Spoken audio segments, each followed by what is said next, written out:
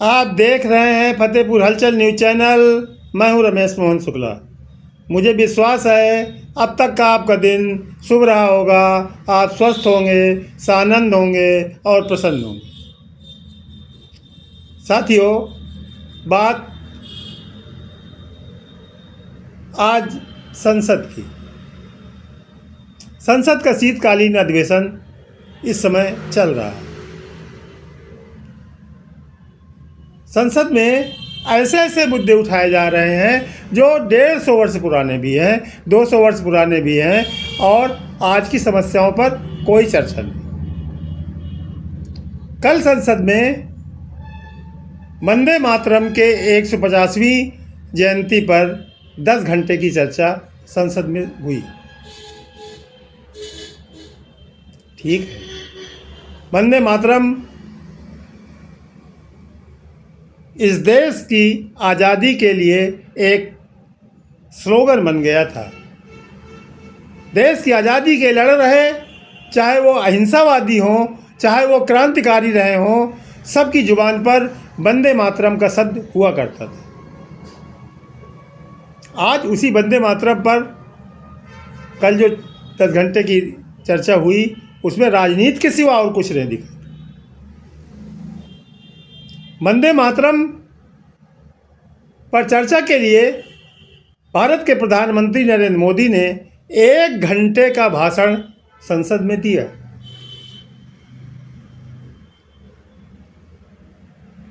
ठीक है, देना चाहिए, भारत के प्रधानमंत्री हैं। और उन्होंने जिस तरीके से वंदे मातरम की व्याख्या की और जिस तरह के आरोप लगाए और उसको एक तुष्टीकरण का रूप भी दे दिया, वो न केवल Nehru was nothing alone. Bharat ने एक संविधान सभा बनाई थी जिसमें कुल 120 सदस्य थे, जिसको भारत के प्रथम राष्ट्रपति रहे डॉक्टर राजेंद्र प्रसाद जी लीड कर रहे थे, जिसमें सरदार पटेल, डॉक्टर अंबेडकर जैसे न जाने कितने उच्च स्तरीय विद्वान उसमें सम्मिलित। और उस संविधान सभा ने वंदे मातरम को भारत का राष्ट्रीय गीत स्वीकार किया। चर्चा कल इस पर हो रही थी कि केवल उसके ऊपर के 2 छंद ही क्यों स्वीकार किए गए, बाद वाले छंदों को मुस्लिम तुष्टीकरण की वजह से काट दिया गया। तो ये आरोप किस पर लग रहा था? नेताजी सुभाष चंद्र बोस पर, जो 1933-34 में कांग्रेस के अध्यक्ष रहे थे, जहां वंदे मातरम से शुरुआत होती थी। क्या तुष्टीकरण का आरोप सरदार पटेल पर लग रहा था, जिसको एक और यही दक्षिणपंथी लोग राष्ट्रवाद का उन्नायक बताते हैं, जिन्होंने 306 से ज़्यादा बड़ी रियासतों को हिंदुस्तान में मिला करके इस देश को अखंड करने का कार्य किया। क्या डॉक्टर अंबेडकर को ये मुस्लिम तुष्टीकरण वाला बता रहे थे? वंदे मातरम के प्रथम 2 छंद जो राष्ट्रगीत के रूप में स्वीकार किए गए हैं, वही वंदे मातरम। समय समय पर इस गीत के महान रचयिता बाबू बंकिम चंद्र चटर्जी जी ने उसमें परिवर्तन भी किए हैं। पहले यह गीत उन्होंने लिखा था और फिर इसका उपयोग उन्होंने अपने कालजयी उपन्यास आनंदमठ में किया था। चर्चा होनी चाहिए, नई पीढ़ी को मालूम होना चाहिए, ये बात सही है, लेकिन 150 वर्ष पूर्व लिखे गए गीत पर आज चर्चा कराना कितना सामयिक है और कितना इस देश के लोगों के लिए लाभदायक होगा, ये भी जानना जरूरी है। चर्चा कराइए, वंदे मातरम पर भी कराइए, तो चर्चा मणिपुर पर भी कराइए, चर्चा लद्दाख पर भी कराइए, चर्चा अरुणाचल प्रदेश पर भी कराइए। उसकी आज हालत क्या है? संसद में उसकी चर्चा क्यों नहीं? एक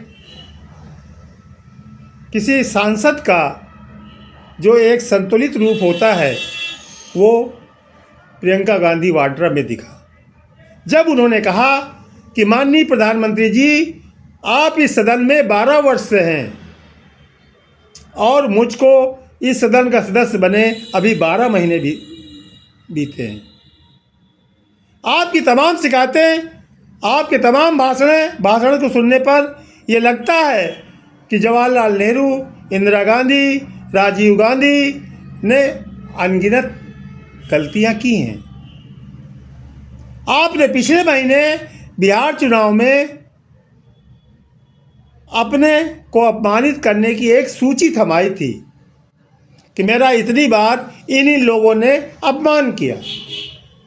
तो मैं आपसे ये कहना चाहती हूँ कि जवाहरलाल नेहरू, इंदिरा गांधी, राजीव गांधी की जितनी भी गलतियाँ आपके हिसाब से हों, आपके दिमाग में हों, आपके सहयोगियों के दिमाग में हो, आपके संगठन के दिमाग में हो, उन सब की एक सूची बना लीजिए और मैं माननीय अध्यक्ष लोकसभा से अनुरोध कर लूँगी कि उस पर भी वो 10 घंटे, 20 घंटे, 30 घंटे, 40 घंटे की चर्चा स्वीकार कर लें और एक बार ये फैसला अंतिम हो जाए।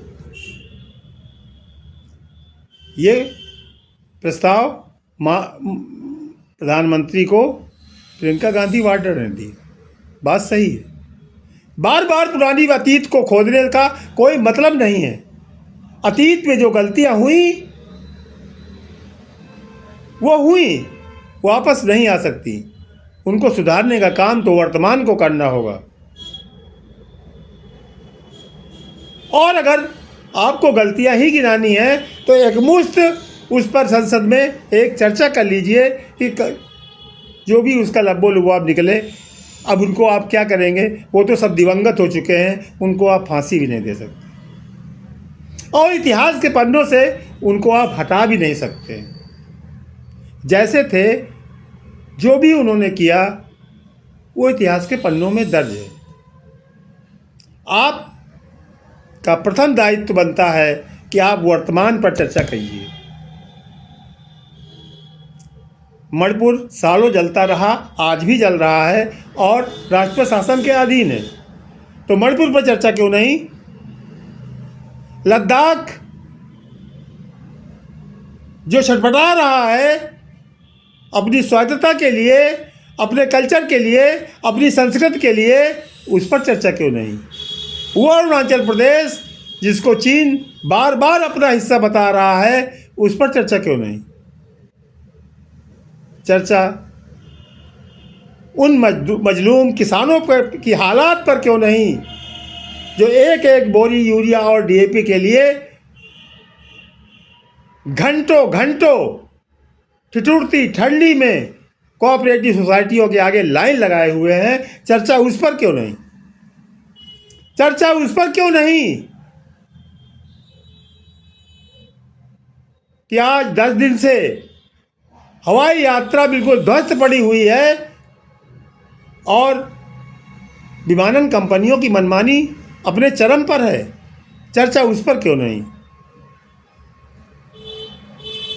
चर्चा हो तो समग्र हो और अतीत को कुरेदने से ज़्यादा अच्छा है कि हम वर्तमान की ज्वलन समस्याओं पर चर्चा करें और उनका कुछ समाधान निकालें। आज भी चर्चा हो रही है, आज भी चर्चा हो रही है संसद में और वो चर्चा हो रही है चुनाव सुधारों पर।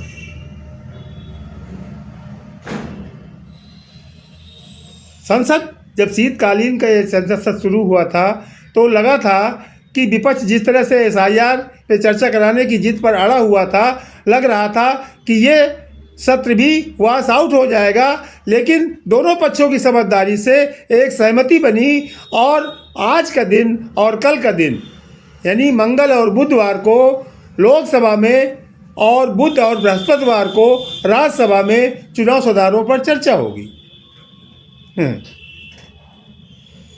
क्या होगी?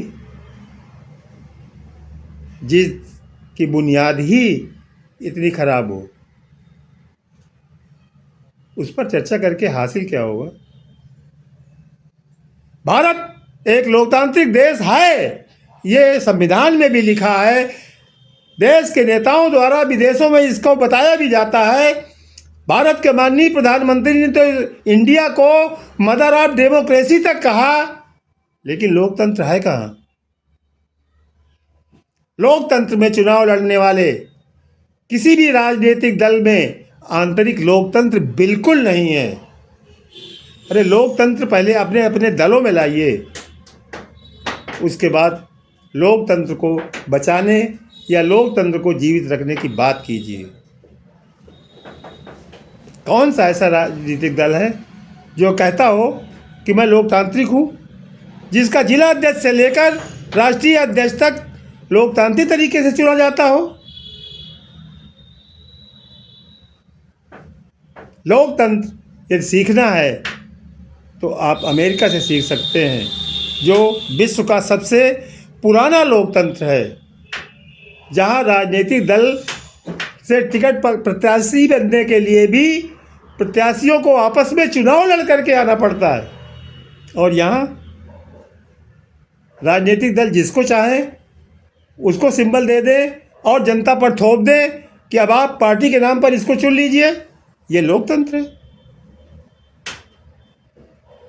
यदि इसी को लोकतंत्र कहते हैं तो ये मुबारक हो आपको। आप देख रहे हैं फतेहपुर हलचल न्यूज़ चैनल और मैं हूं रमेश मोहन शुक्ला।